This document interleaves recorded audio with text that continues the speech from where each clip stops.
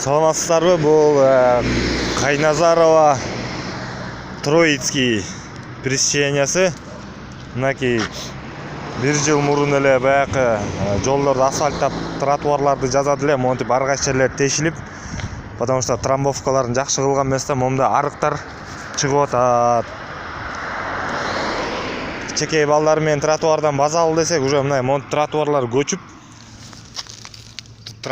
көчүп, мынакей монтип жөн эле акчанын баары каяка кетип атат. Буларды жанагы технадзорлору кимдер текшерет, ушу суранат элек.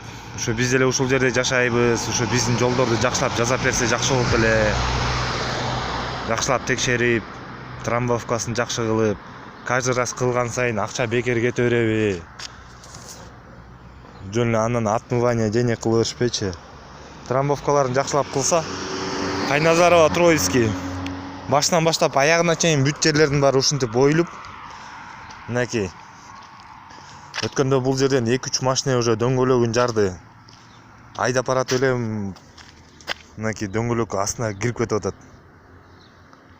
Мына бери мынакей 2 кишинин буту атат. 2 киши атат берге даже.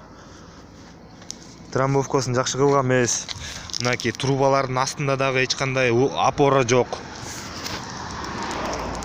Ушуну бери биздин чоңдорго жакшылап жеткирип берсеңер.